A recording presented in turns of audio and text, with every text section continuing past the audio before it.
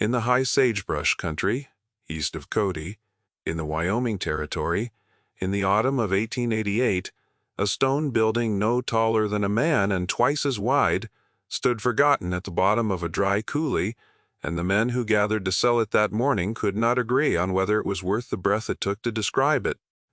It had been a pump house once, built to lift water from a spring into a cattle company's holding tank, and the cattle company had failed, and the spring had been capped, and the iron tank inside had gone dry and dark and silent for the better part of a decade.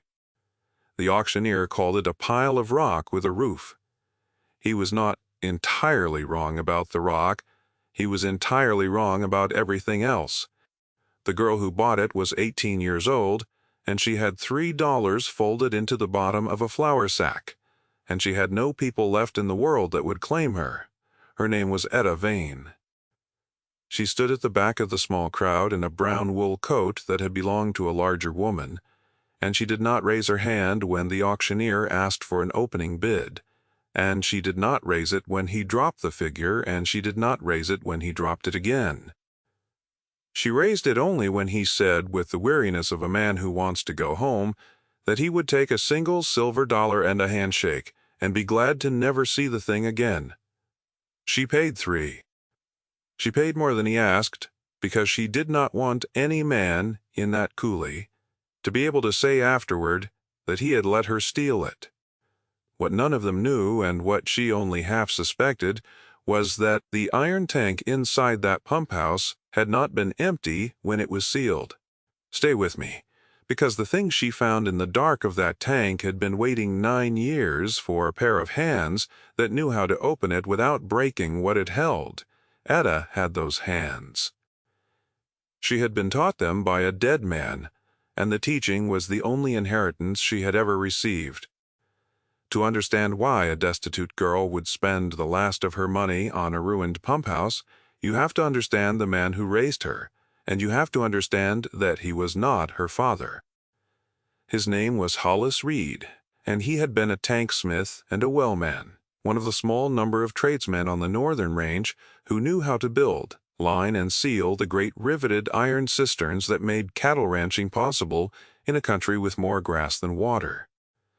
Etta had come to him at the age of 7, an orphan passed from one grudging household to another, and Hollis had taken her not out of softness, but because his wife was gone and his knees were going, and he needed a second pair of hands at the forge.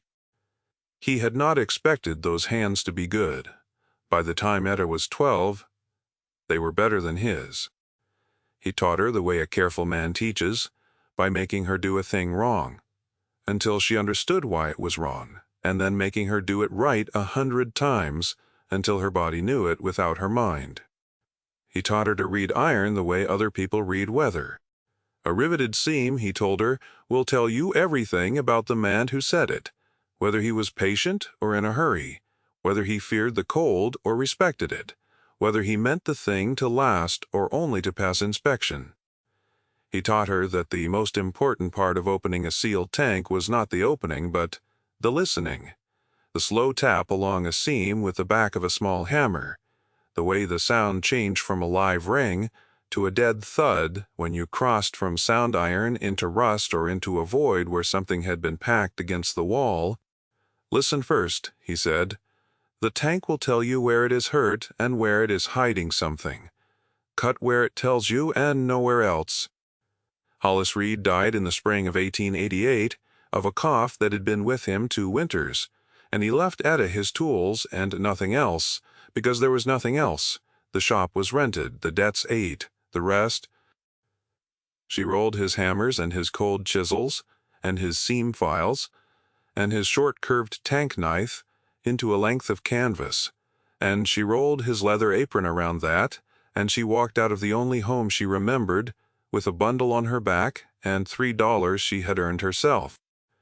And for 2 months she looked for work that no one would give a girl who claimed to be a tank smith. They laughed at her in 3 towns.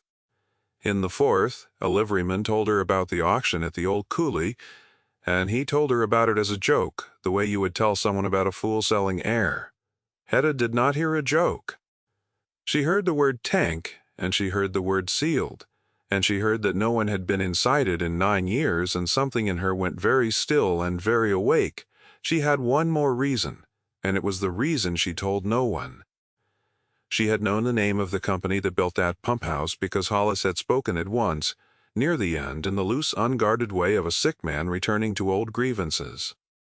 The company was the Sweetwater Land and Cattle Concern, and the man who had run it was named Asa Crane, and Hollis had said, staring at the wall, that Asa Crane had cheated better men than himself, out of more than money, and that the proof of it had gone into the ground with the company and would never come out.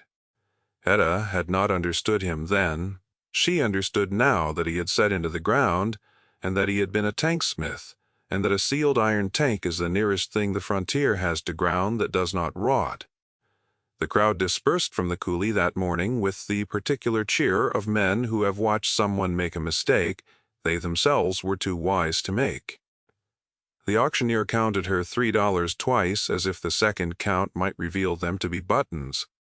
One of the cattlemen, a heavy red-faced man named Dolph Searle, who had come hoping to buy the stone cheap for a foundation, told her she had bought herself a tomb, and that she was welcome to lie down in it. He laughed at his own remark. Etta folded the bill of sale into her coat and said only that she would need a week to look the building over, and that anyone who wanted the stone could speak to her after she did not raise her voice. She had learned from Hollis that the people most worth answering are answered softly, and the people not worth answering hear the softness as scorn, which costs nothing and lands harder than a shout. That first afternoon she walked the building alone. The pump house was older than the company that abandoned it. She could see that at once from the stonework, which was good, dry-laid limestone, set by a mason who had cared. The roof was sawed over split poles, and it had held, mostly. The door was gone. Inside, the light came down in a single dusty shaft through a gap in the sod, and it fell on the tank. The tank filled the whole back half of the building. It was a riveted iron cylinder, lying on its side, taller than she was. The length of a freight wagon, banded with the broad straps and the close-set rivets of a maker who had not been in a hurry. The iron had rusted to a deep oxide brown, the color of dried blood and old leaves, and in places the rust had bloomed into delicate scales that fell at a touch. A heavy cast hatch sat near the top of the curve, bolted down with 12 square-headed bolts, and the seam of the hatch had been sealed, not with the ordinary tar, but with poured lead, which a man does not do to a water tank he intends to open again. Etta stood in the shaft of light and looked at that lead seal for a long time. A tank that holds water is sealed against leaking out. A tank sealed with poured lead, dry, capped, and bolted, is sealed against getting in. She set her bundle down, and she unrolled the canvas, and she took out the small hammer with the worn hickory handle that had been Hollis Reed's, and she began, very gently, to listen. For 3 days she did almost nothing but listen, and to a man watching she would have looked idle or mad. She tapped along the lower seams and heard the live ring of sound iron. She tapped along the curve of the belly and heard the same clean tone. She tapped near the bolted hatch, and the tone went dead and flat, and she stopped, and she pressed her ear to the cold iron and tapped again, and she understood that something was packed against the inside of the tank below the hatch, something dense enough to swallow the ring. She did not cut. Hollis had taught her that the place where the sound dies is the place you most want to cut, and the last place you should. Cut into a void, and you cut into whatever the void protects. She marked the dead zone with a line of chalk, and she moved on. What she found over those 3 days, mapped in chalk across the rusted belly of the tank, was the shape of a deliberate thing. There was a wide, dead zone below the hatch, a smaller one near the far end, and between them a long live span where the iron rang true. Whoever had packed that tank had not filled it. He had placed things in it at 2 ends and sealed it and poured lead over the hatch and walked away, and the company had folded within the year, and the man had not come back, and the spring had been capped by someone who wanted the coulee dry, and 9 years had passed, and the rust had grown over the rivets like moss over a grave. On the evening of the third day, she had a visitor.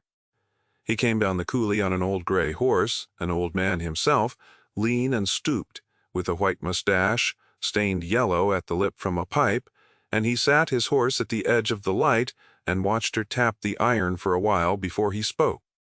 His name was Ned Tolliver, and he had homesteaded the next draw over for 30 years. And he remembered the Sweetwater Company, and he remembered the pump house being built, and he remembered, he said, the strange business of its sealing. They built it to water the holding pens, Ned told her, swinging down stiff from the saddle. Then the company started to come apart, slow at first, and then all at once, the way they do. And one night, near the end, Asa Crane had a wagon brought down to this coulee, and his own men turned back at the rim, and only Crane and his tank Smith went down to the building, and they were there till near dawn. And in the morning the tank was sealed, and the Smith was paid off and sent east on the first coach. And within the month the spring was capped and the company was bones. Ned tamped his pipe and looked at the lead seam. Folks said Crane hid his money in there ahead of his creditors. Folks dug at it years back. Could not get in without splitting the tank, and splitting it is a week of work and a wagon load of tools, and nobody was sure enough of the money to spend the week. So it sat. He looked at her. You aimed to split it. Etta said she did not aim to split it, she aimed to open it. There was a difference, she said, and the difference was the whole of her trade. Ned Tolliver studied her then with the frank attention of an old man who has stopped being polite about staring. He asked her who had taught her. She said Hollis Reed. The old man's face changed. He said he had known a Reed, a tank man, years back, a good hand, and Etta said it was the same.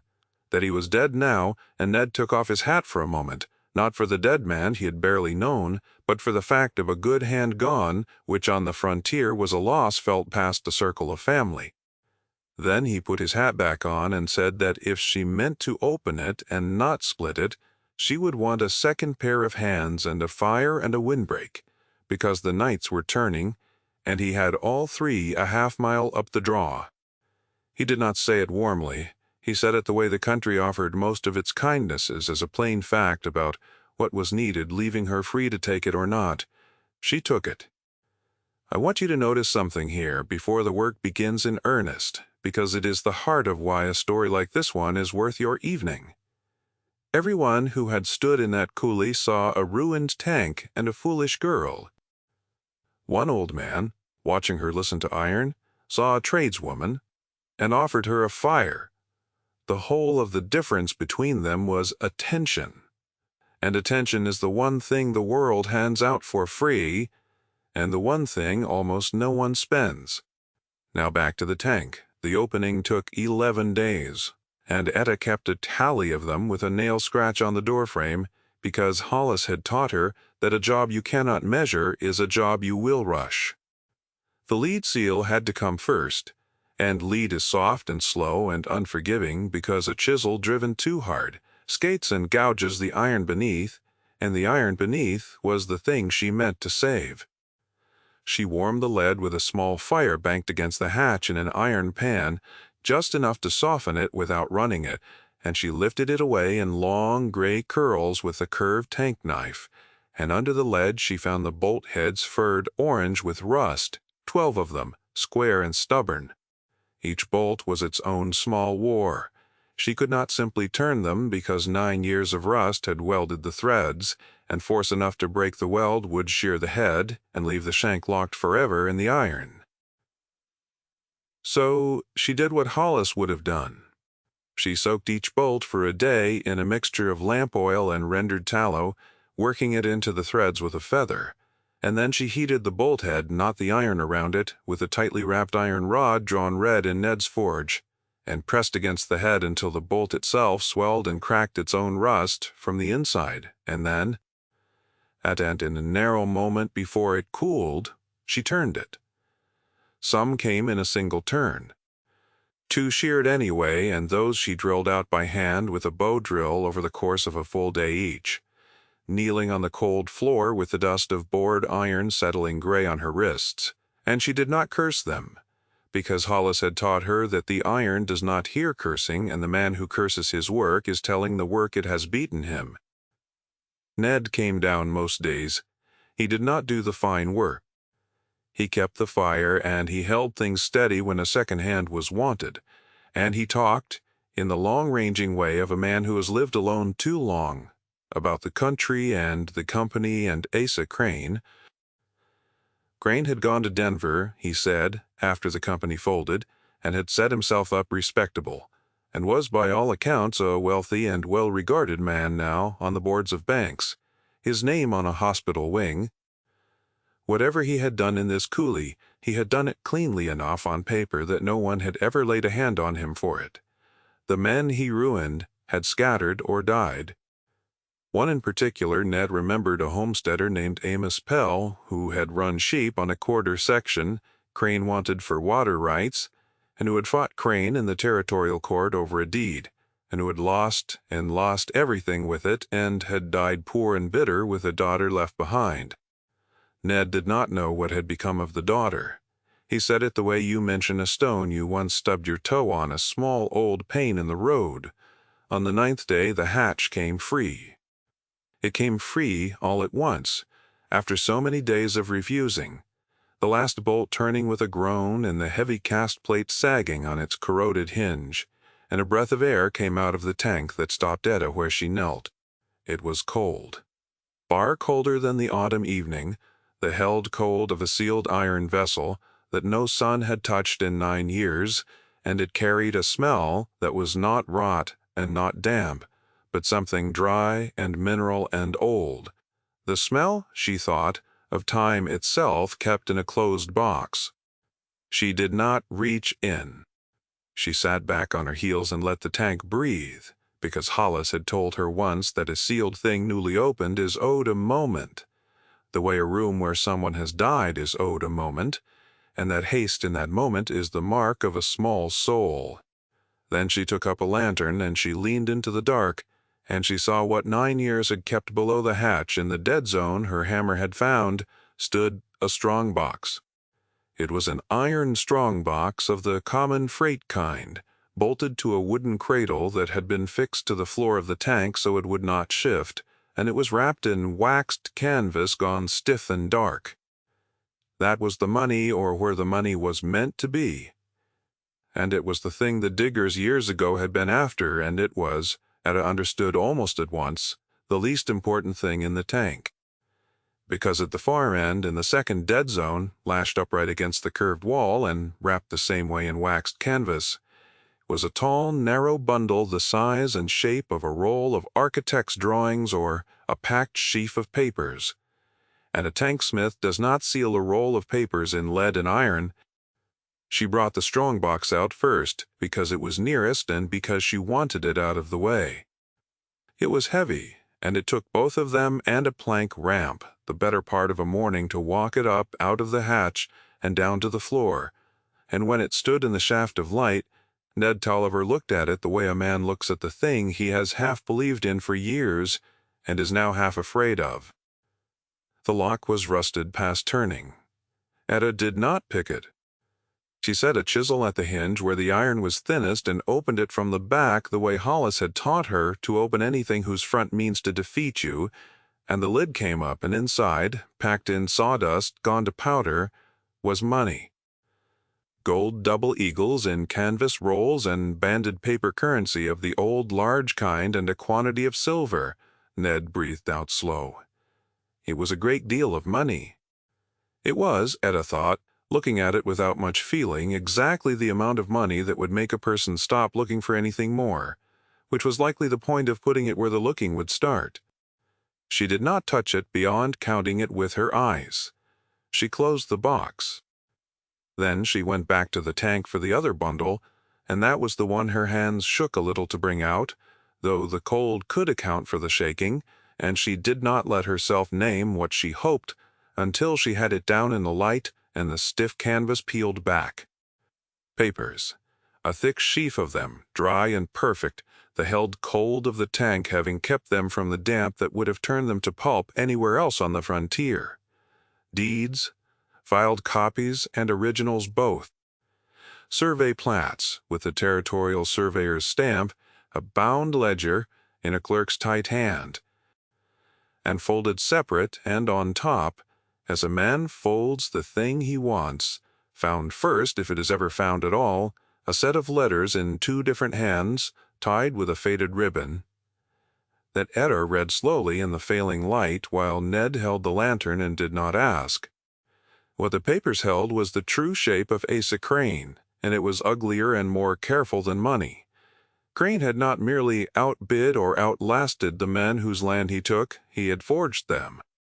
The ledger recorded, in the methodical hand of a man keeping books for his own later safety, a system of false deeds and altered survey lines and bribed filings, stretching across 11 years in a dozen quarter sections, every one of them turning on water. Every one of them taking a homestead that sat on a spring or a creek and rewriting its boundaries so the water fell inside Crane's line. The original deeds, the true ones, the ones Crane had needed to make disappear so his forgeries would stand unchallenged, were the very papers in Etta's hands. He had not burned them. A careful man does not burn the evidence that protects him from his own partners. He had hidden them, sealed them in iron with the money as a decoy, and meant to retrieve them or leave them buried forever, and the company had died faster than his plan, and the coolie had been capped and the thing had waited. And the letters tied in ribbon were between Asa Crane and the territorial surveyor he had bribed, and they were frank, in the way men are frank when they believe a thing will never be read, and the second hand in them, the surveyor's hand, signed itself with a name Ned Tolliver knew. He said it aloud, low. He said the surveyor had died years back, but that his signature on a true plat was worth more than any living man's word, because a dead man cannot be threatened into changing his story. It was the topmost true deed, though, that stopped Etta's breath, and it was not because of Crane. The quarter section it described, the spring it protected, the homestead it granted, stood in the name of Amos Pell, the man Ned had spoken of as a stone in the road. The sheepman Crane had ruined in the territorial court with a forged boundary, who had died poor with a daughter left behind, and whose true deed, the deed that would have won his case and saved his life's work, had been lying sealed in this tank the entire time the court was taking everything he had. Etta sat with the deed in her hands for a long while. The lantern hissed. Ned said nothing. And what she felt was not triumph, though she had every cause for it, having just pulled the proof of a great wrong out of the iron with her own ruined hands. What she felt was the particular grief of arriving with the truth too late for the man it would have saved, and the harder resolve that came in behind the grief, which was that there was a daughter, and the daughter was not too late. Here is where another kind of person finding a fortune in gold sealed beside the proof of an old crime would have made a different choice, and the frontier was full of people who would not have judged her for it. The money was unmarked. The company was dead. Crane was far away in Denver and would never know the tank was opened unless she told him. She could have taken the gold and burned the papers and walked out of that coulee, a woman of means with no one left alive to say the money was not hers. Etta thought about it. She was honest with herself about thinking about it because Hollis had taught her that the person who pretends never to have been tempted is the person you should never trust with a key. She thought about $3 in a flour sack and 2 months of doors shut in her face. Then she folded the deed back into the sheaf, and she made her decision, and the decision was the spine of everything that followed. The money was not hers. The papers were not hers either. They belonged, both of them, to the people Asa Crane had robbed, and the nearest of those people with a name and a face was a daughter somewhere who had grown up poor because a deed had been sealed in iron instead of filed in a courthouse. Etta would find her, and she would not take the gold to Crane and trade it back to him for her silence, which is what a clever and cruel person would have done, and which would have made her, in the end, only a smaller Crane. She would bring the papers to the light, and let the light do to Crane what light does, and she would see the gold return to the hands it had been stolen from, every double eagle of it, keeping for herself only the $3 she had paid for the building and the wage of her 11 days because a tradeswoman is owed her wage, and nothing more. Finding Amos Pell's daughter took most of the winter, and it is a quieter chapter than the opening of the tank, but it was its own kind of labor, and Etta did it with the same patience. She did not go to the law first, because the law in the territory had Crane's name on too many of its papers, and his money behind too many of its men, and a girl with a sack of deeds walking into the wrong office might find the deeds vanished and herself call the thief. She went instead to the one authority she trusted, which was the trade. She wrote to tank smiths and well men and freight clerks, the network of working hands that stretched along the rail lines, men who had known Hollis Reed and would answer a letter signed with his name behind hers, and she asked after the Pell family the way you trace a flaw back through a batch of iron, one connection at a time.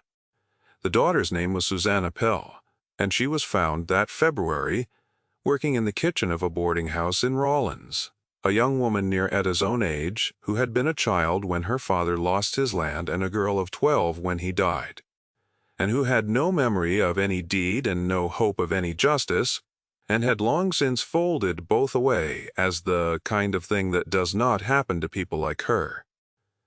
The reply that traced her had come from a freight clerk who had carried Pell's furniture out of the lost house in a single light wagon because there had been little to carry, and who remembered the girl walking behind the wagon and not crying, which he said had been worse to watch than crying. Etta rode 2 days through wind that came off the snow with an edge like a file to reach the town, and she found the boarding house by its chimney smoke before she found it by its sign. When Etta came to the boarding house and asked to speak with her, Susanna assumed she had come about kitchen work, and wiped her hands on her apron, and asked whether the lady wanted a room or a meal, in the flat practiced courtesy of someone who had learned that strangers rarely came bearing anything but more to do. Etta said she wanted neither. She asked Susanna to sit. There was a long scrubbed pine table between them, marked pale at one end where years of knives had cut bread, and Etta laid the true deed on it and turned it so the writing faced the other woman, and she explained slowly, in the plainest words she had, what it was, and where it had been, and how long it had waited, and what it meant. Susanna did not weep and did not shout. She looked at the paper for a long moment without touching it, the way a person looks at a face they have not seen since childhood and is not yet sure they trust. Then she put her flour-dusted hand flat on the deed, fingers spread as if to feel through the paper whether it was real, and she said in a voice gone very careful and very low that her father had sworn to his death that the deed had existed, and that no one in any office in the territory had believed him, and that toward the end she had half stopped believing him herself, which was the thing she had never told a living soul and could not forgive herself for. She said the worst thing Crane had taken from them was not the land and not the sheep and not the house. It was her father's name as a truthful man, which had died with him and been buried as a lie. Now you have it back, Etta said. That is the first thing. The land is the second. And she did not reach across the table to comfort her, because she judged that this was a woman who would rather not be touched while she was holding herself together, and in that judgment, as in the iron, Etta was right. The undoing of Asa Crane did not happen in a courtroom, with Etta pointing across the room at a cornered villain, because that is not how such things truly end, and it is not the kind of ending this country grants. It happened in paper, slowly the way Crane himself had worked, and there was a justice in that he would not have appreciated. Etta and Susanna brought the deeds and the ledger and the ribbon letters to a lawyer in Cheyenne, a careful man named Whitfield who had no love for Crane and a long memory for the families Crane had broken, and Whitfield did not bluster or threaten. He simply filed. He filed the true deeds against the forged ones. He entered the dead surveyor's stamped plats into the record beside the altered lines. He published in the territorial papers a plain notice that the original Pell deed had been recovered and authenticated, and he let that notice do its work, because once one forged boundary was shown to be forged, every man Crane had ever beaten in court came forward with his own old grievance. And the weight of them together was more than any amount of money in Denver could hold down. Asa Crane was never arrested, and Etta never saw his face. He was an old man by then, and the territory was becoming a state with new men in its offices who owed him nothing, and when the proof came out, the boards he sat on asked for his resignation in letters, as polite and cold as the man himself had always been, and the hospital quietly took his name off the wing. And the lawsuits that followed ate the fortune he had built on the one he had hidden. He died, Ned Tolliver heard, 2 years on in a Denver hotel. Neither in prison nor in peace, simply made irrelevant, his name turned from an asset into a thing his heirs were glad to change. He had operated through paper, and paper undid him, and he was never once given the dignity of a confrontation. That was the justice of it. The man who erased others was himself erased, by the very kind of careful record-keeping he had used as a weapon, turned at last against him by a girl who knew how to open iron. The gold went back. Most of it could be returned directly to the Pell family and to 2 other ruined households Whitfield's filings identified, and what could not be traced to a living claimant went, at Etta's insistence and over the lawyer's mild objection, into a fund for the schooling of children left fatherless by the territory's land wars, of whom there were more than anyone in the eastern offices liked to count. Etta took her $3 and her wage. She was offered more, by Susanna, by Whitfield, by a grateful claimant or 2, and she declined it each time in the same level voice, and at last people stopped offering because they understood that the declining was not modesty, but the whole of who she was. A tradeswoman is owed her wage. She had said it so often that winter that it had become, in the small circle that knew her, a kind of saying. What she kept was the pump house.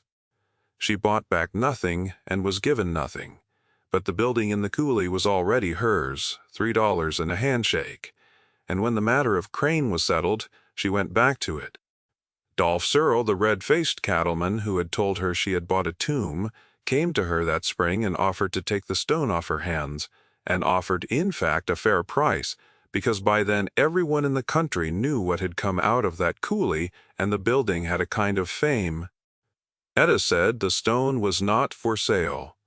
She said it without any edge, which was worse for Searle than an edge would have been, and he went away red-faced for a different reason than usual.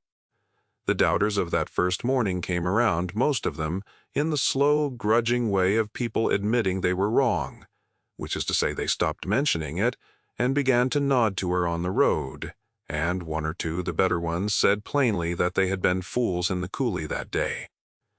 Etta accepted the nods and the admissions the same way, with a level look and a few words, and she never once said that she had told them so because she had not told them so. She had simply been right, and being right, she had learned, says itself, and the saying is louder for the silence around it. The tank she did not scrap, though the iron alone was worth more than she had ever held before the gold came through her hands.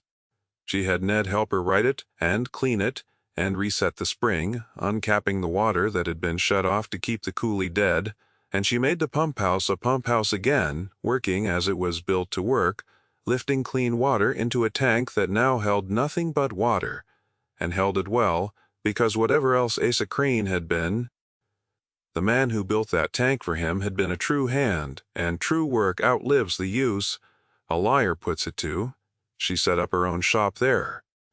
The country needed tank smiths and well men, and now the country knew her name, and the work came to her, and she did it the way Hollis had taught her, slowly and rightly and without scorn for the iron or the people who brought it. Susanna Pell, her father's land restored and the boarding-house kitchen behind her, came out that summer, and stayed not as anything the old false files of this country would have a word for, but as the person who shared the work and the fire, the two of them building a life in the coulee that had been meant to stay dead.